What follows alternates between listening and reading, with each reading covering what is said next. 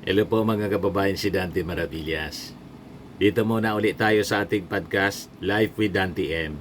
Brought to you by I Am Worldwide Amazing Pure Organic Barley Powdered Drink Mix from Australia.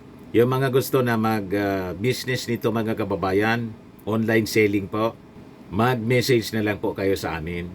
I-share ko ito mga kababayan na napakagandang proyekto ng Philippine National Police. Kasi kanina, idinemo ni PNP Director General, new boxing champion Nicolas Torres sa ating Pangulong Bongbong Marcos, yung 5-minute police response. Yan o. 5-minute police response sa 911 hotline pinakita ng PNP. Nagdemo si General Torre sa ating Pangulong Bongbong Marcos at kay DILG Secretary John B. Crimolia itong 5-minute response ng 911 Philippine Hotline bilang parte ng pagdiriwang ng 124th anniversary ng PNP. Kaya mataas ngayon po mga kababayan yung trust ratings ng Philippine National Police sa pamumuno po ni General Torre. Ayda po. You have reached the emergency 911 hotline. Press 1 for police assistance. Press 2 for fire department. Press 3 for emergency. When somebody presses 1, sir, there's a beep. Good morning, 911. Where's your emergency? Can you connect me to Tracy Martinez, Cavite City? Kami sir, pabawal po sir. Cavite. Tracy Martinez City, Cavite. Tracy Martinez. Copy, sir. Sinong kausap? Sir, somebody, one of these operators sir, is answering our calls. So, ang standard natin sir is 3 rings. So 3 rings, matatawagan sir. But the faster way is Zelo. May sa tunay na buhay.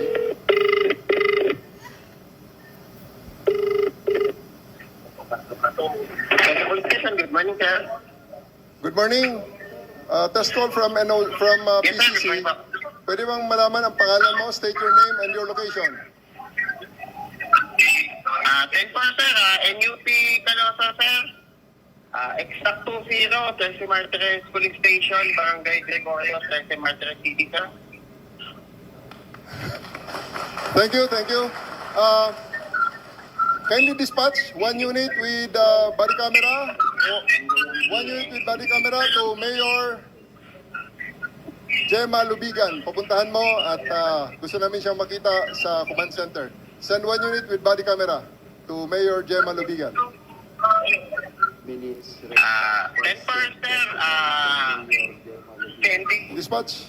3 controllers sir to City Hall sir. Copy. Sige. Time starts now. Break. 3 patrollers. 10 sir. So, Mr. President, the police cars of Tracy Martinez are now running to City Hall. They have Matindi. 4 body cameras. The others are using the old phones, discarded phones that we retrieved from the storage and placed Zoom meeting. Left panel. Yes, sir. Mr. Posek, alam 5 minutes yun, sir. They need to be in the City Hall within 5 minutes.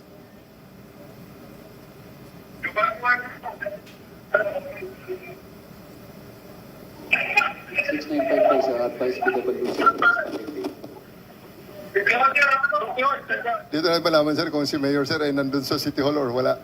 Pag wala, sir, makikita natin ang City Hall. Pwede rin natin ako siyang mahanap, sir, kung nasaan siya. Basta within city limits, we can send another patrol car to her location. There you go. 695 base. PWC ng responding. Diretso sa Mayor's office. Kamo si pinapahanap siya ng presidente and si SILG. So, sir, we are now in the place of alarm, which is the Tracy Martinez City Hall, in 1 minute and 13 seconds. Mabilis talaga.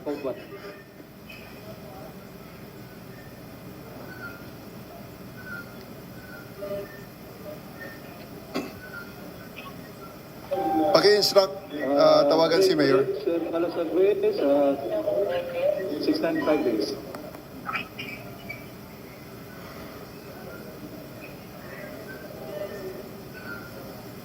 Go ahead, 695 base. This is Kalasag. Sige, Tango. Kaiser 612 na. Tuloy mo lang. Nagmo-monitor kami sa command center.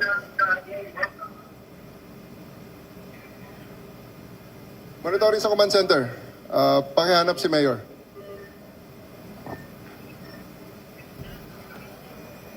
Paghanap si Mayor.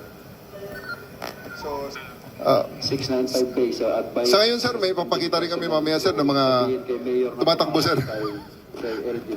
Yes, sir. That's already inside City Hall. Going to the Mayor's office, sir.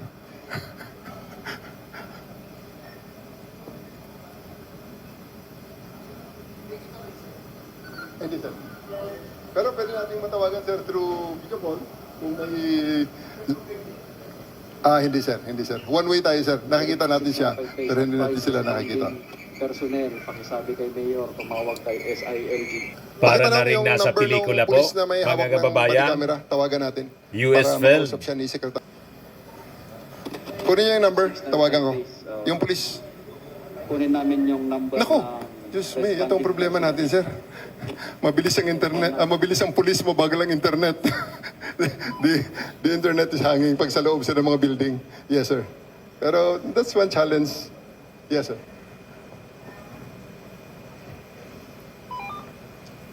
Parang Mission Impossible na po. Yes, sir. You see? 10-5 days. Nagaling po si General Torre. Nandun na. Yung responding personnel natin, sir, all the time ay nakakausap natin, sir. We are through radio, sir. We are in constant communication with them. Right now, sir.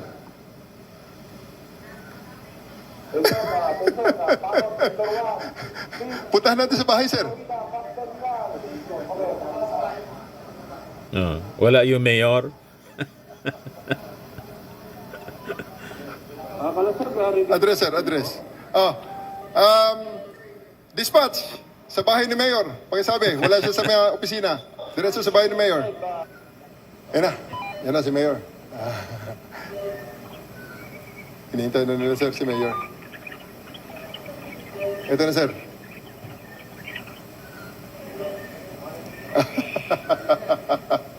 So, we are there in 2 minutes and 41 seconds. Mabilis talaga.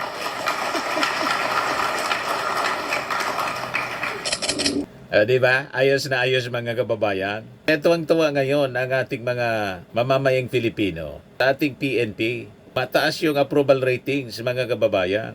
Yan po, report ng ABS-CBN. The Philippine National Police has welcomed the result of the latest Okta Research Survey, which showed a significant increase in public trust and confidence in the police force.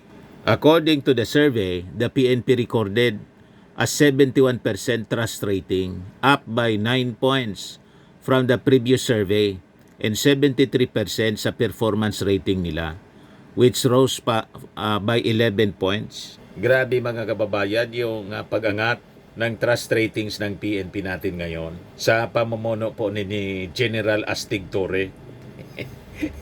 Di ba? Sikat na sikat si General Torre. Si General Torre kasi mga kababayan ang humuli sa dating Pangulong Digong. Nag-deliver pa dahig. Di ba? Humuli kay Pacquiao. Mga high profile. At tumalo by default kay Baste. Champion si General Torre. So sabi dito sa balita, PNP Chief General Nicolas Torre said the results reflect the public's positive response to the agency's reforms and initiatives. We will work even harder to sustain and further improve public trust and confidence, sabi po niya. Since assuming his post as Chief of the PNP noong June 2, Torre has implemented various reforms including the 5-minute response time for calls for assistance made through the 911 hotline. Yun nga po na dinemo niya sa ating Pangulong Bongbong at saka kay DLG Secretary John B. Crimolia. Yung mayor, Hindi nadatnan sa bahay. Hindi nadatnan sa opisina. Nandun sa bahay. Wala sa opisina.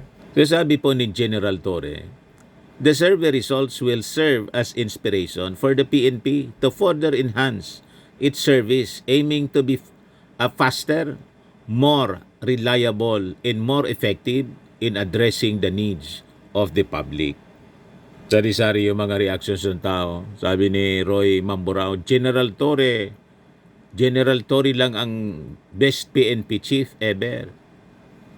Sabi ni Michael Sarabia, kwento nyo yan eh. Siyempre, bida kayo dyan. May mga duda pa rin. Sabi ni Renato Montales, visibility of the enforcers in different areas make a difference. And I believe doing what will boost the trust of the public in ensuring our safety, especially during the night.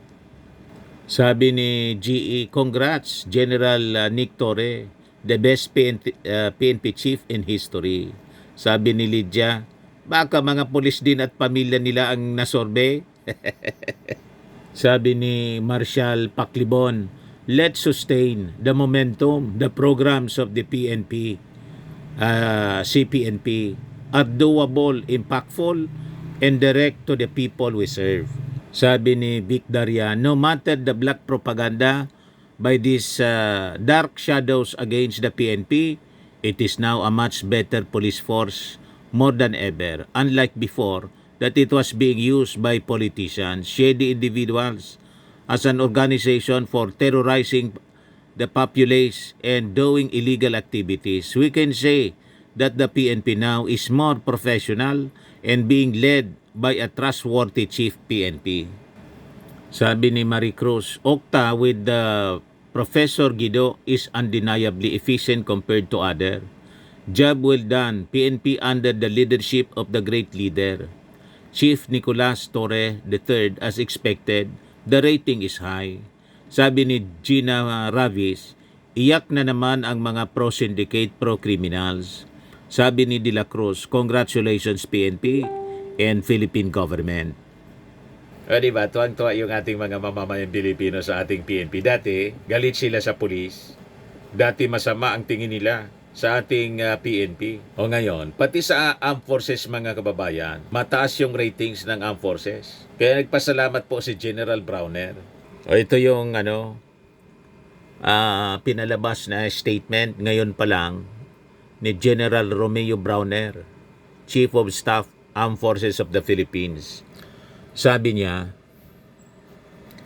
the Armed Forces of the Philippines extends its deepest gratitude to the Filipino people for the unwavering trust and confidence, as reflected in the latest Okta survey showing an 81% trust rating and 82% performance satisfaction. Mas mataas siya kaysa sa PNP.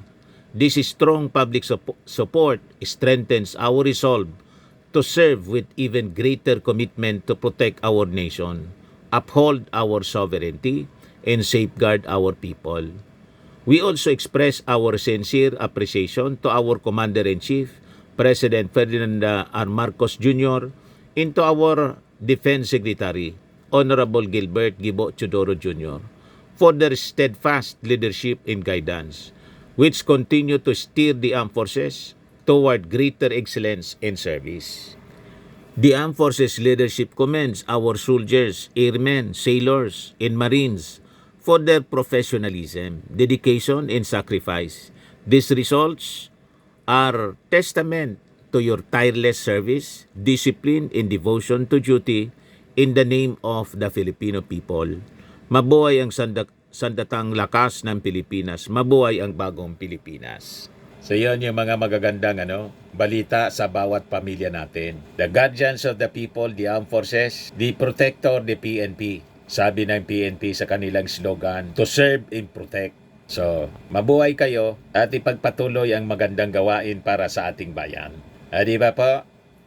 Kung hindi pa po kayo nakasubscribe dito sa ating bagong YouTube channel, Life with Dan TM, click subscribe niyo po mga kababayan. Lagi nating tatandaan sa buhay, you become what you deserve, what you believe pala. Ako po si Dante Maravillas. Bye-bye. God bless.